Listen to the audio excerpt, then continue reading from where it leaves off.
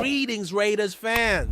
I'm here to bring you an in-depth breakdown of the biggest winners and losers after the 2025 NFL Draft.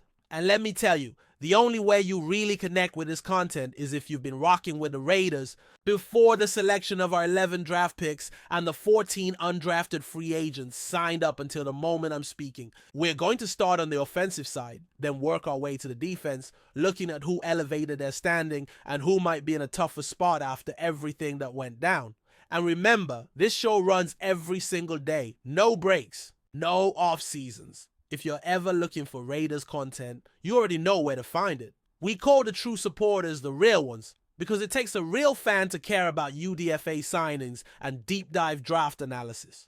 If you're here for daily videos through May, June, July, trust me, we've got you covered. And just so you know, we've got a live show coming up Tuesday with a very special guest, a freshly drafted Raiders player. Stay tuned for that. Now, let's shift the focus to the offensive side and talk about a few winners. These names aren't listed in any particular order, but I'll explain why I view them as winners and why others are facing an uphill climb.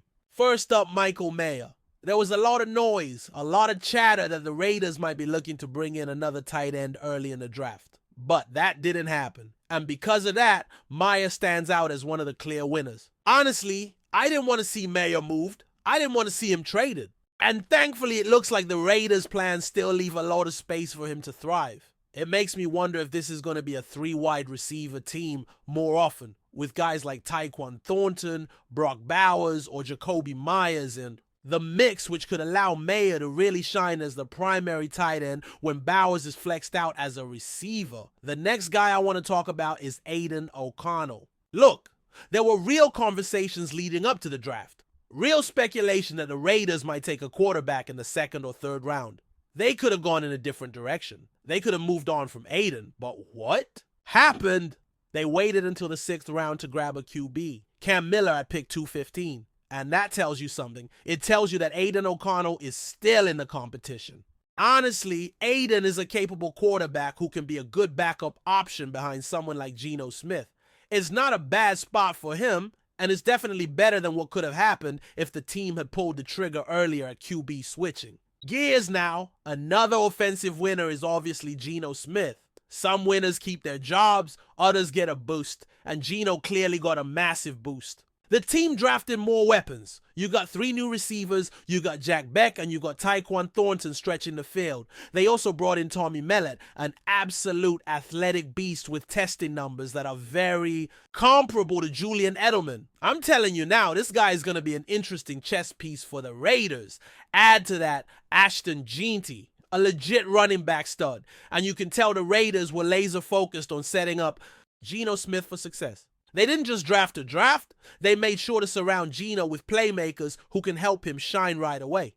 Another name I'm highlighting here is DJ Glaze. Before the draft, I made a video talking about players who had the most to lose, and I had Glaze right at the top. The reality was the Raiders could have easily drafted someone like Amarius Mims if they wanted a major tackle upgrade. Instead, they passed on that opportunity and went with Ashton Jeanty in the 2nd round. One major reason they made that: choice? Confidence in DJ Glaze. On top of that, they added Caleb Rogers, a guy with real positional versatility, and Charles Grant, though in my view, both of those guys are probably more left side fits. This shows they still have a lot of belief in DJ Glaze locking down that right tackle spot. Now, let's talk about Jackson Powers Johnson. JPJ is another winner here because the draft clearly shows that the Raiders want to play a more physical, aggressive brand of football. They want to run the ball downhill, impose their will on defenses the way teams like Philly and Detroit do. They want to create an identity of toughness, and JPJ is exactly the type of player who fits that mold. Jack Beck loves blocking. Most of the guys they brought in are ready to embrace that kind of physical football. And with the new additions on the offensive line, you're seeing a clear, intentional identity being built. This is going to be a team that punches people in the mouth. Old school, smash mouth football. Now I want you to drop a comment and tell me who you think the biggest winner was after the 2025 NFL Draft. Offense or defense, your pick. Which player benefited the most from the draft and UDFA signings? For me, honestly, Ashton Jeanty could easily be the biggest winner. The way the Raiders structured this draft set him up for success. But if I had to pick the biggest offensive winner, no hesitation, it's Geno Smith. They absolutely made sure he has everything he needs to succeed. A stable run game, receiving threats, protection. I'm really excited to see how this offense looks when they get rolling, especially in those mid-range passing plays where Geno excels. I truly believe Geno is set to have a career year. Now, let's shift gears and talk about a few players who, unfortunately, find themselves on the losers list after this draft. First up, Trey Tucker. Look, there's still hope for Tucker, especially as a return specialist, but it's hard to spin this draft as a positive for him. The Raiders picked up 3 wide receivers, 2 in the second round, 1 in the 8th, 4th, and another in the 6th with Tommy Mellott. It's tough to see where Tucker fits as a receiver now. Tyquan Thornton brings more speed. Jack Beck looks like a stronger all-around player. Honestly, if I were the Raiders, I'd still want to find creative ways to use Tucker. Maybe in some RPO actions, motion plays, where you can showcase his elite speed. You still want defenses to respect that speed when they're also worrying. About Thornton, Deep, and Jeanty exploding out to the backfield. Moving on to another tough situation, we have Thayer Munford. It's not looking good for him. With the additions of Charles Grant and Caleb Rogers and the trust placed in DJ Glaze, Munford, who was a 7th-round pick from the previous regime, suddenly feels like he's on the outside looking in. The Raiders usually keep around 9 to 10 offensive linemen. Right now, if you really map it out, Munford looks like the 10th guy, maybe even the odd man out. That's not a great place to be going into training camp. Another player facing serious pressure is Carter Bradley. Last year's UDFA quarterback already had a steep hill to climb. But now, the Raiders brought in Cam Miller through the draft and signed another rookie QB as an undrafted free agent. And during the team's post-draft pressers, they made it clear. Tommy Mellott isn't just a receiver. He's going to be used in multiple roles, and he's got a background at quarterback too. So you could realistically see the Raiders keeping 3 QBs. But if Mellott can function as an emergency quarterback, that leaves even fewer spots for someone like Bradley. It might come down to him being practice squad only if he's lucky. Switching the focus again, another running back currently on the roster is facing an uphill battle. The team brought in Ashton Jeanty with a premium pick, hosted another running, back for a visit, and didn't sign any other UDFA running backs. The message is loud and clear. They've found their guy. That's bad news for depth chart hopefuls hanging on from last season. Plus, they signed a hybrid fullback Chuo tight end who can take snaps in the backfield too.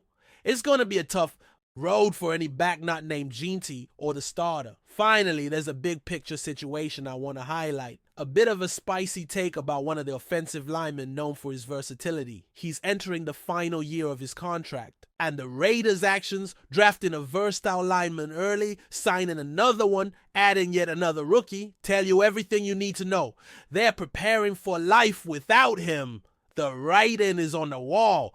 They're getting younger, cheaper, and building depth now so they don't have to scramble later. And honestly, that's just smart business. Before we dive into the defensive side and look at the biggest winners and losers there, I want to shout out a brand that's been absolutely crushing it lately. Spring is here. Summer's around the corner. It's the perfect time to upgrade your wardrobe. Right now, there's a special offer for 20% off with an exclusive code. I've been rocking that stuff for years. Shorts, swim trunks, polos, casual button-downs, and it's all next level. Comfortable. Whether it's for a weekend getaway, a gym session, or just hanging out, this brand has you covered. It reminds me of when the team invited me out for a gaming session one off season. A memory tied to great people and a company that supports them. Trust me, you're going to want to check it out. Before we continue, don't forget to subscribe to our channel and give this video a like. Your support helps us keep bringing you the latest updates on our Las Vegas Raiders. And don't be shy. Drop your thoughts on the news in the comments below.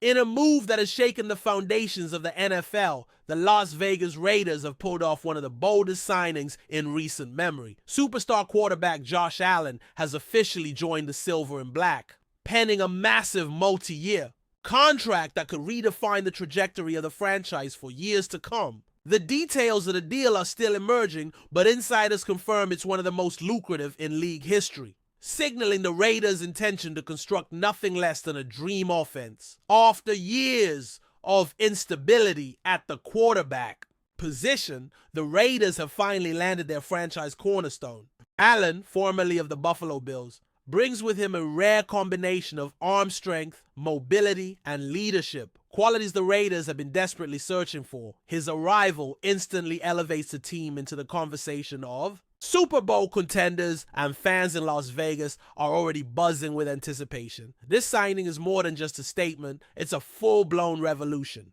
Pairing Allen with a young core of explosive weapons and a retooled offensive line, the Raiders are clearly aiming to build one of the most feared attacks in the league. While questions remain about the defense and coaching consistency, no one can deny the firepower that Allen brings to the table. His ability to make plays on the run, deliver deep strikes, and energize a locker room could be the missing piece in the Raiders' long-standing pursuit of NFL glory. The move also sends a strong message to the rest of the AFC West. With Patrick Mahomes ruling Kansas City and Justin Herbert rising in Los Angeles, the Raiders were desperate to keep pace, and now they have a quarterback who can go toe-to-toe with the very best. The 2025 season is already shaping up to be one of the most exciting in franchise history. Josh Allen is a Raider, and the NFL may never be the same again. That's it for this update. If you enjoyed the video and want to stay updated with exclusive news about our Las Vegas Raiders, be sure to subscribe to our channel and hit that like button. We can't wait to hear your thoughts in the comments. See you in the next video.